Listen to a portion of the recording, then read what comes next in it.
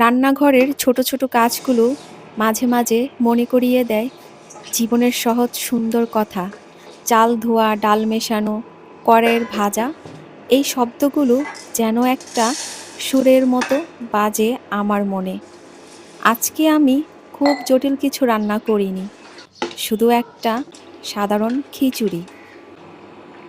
বাইরে থেকে খুব সোজা লাগলেও এই সাধারণ খাবারই লুকিয়ে থাকে অনেক ভালোবাসা, অনেক না বলা কথা, আর এক চিমটি শান্তি।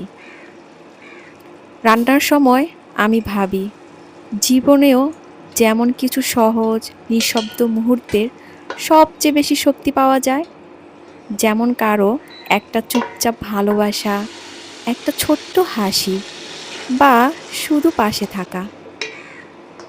এই খিচুড়ির মতো, যা হয়তো অনেকের কাছে শুধুই একটি খাবার, কিন্তু আমার কাছে তা একটা গল্প, একটা অনুভব, একটা ঘরের গন্ধ। তাই প্রতিদিন এই ছোট ছোট রান্নার মুহূর্তগুলোকেই আমি ভালোবাসি, কারণ তবেই জীবনের আসল মধুরতা ধরা দেয়। একেবারে নিঃশব্দে, ধোঁয়ার মতো ধীরে ধীরে।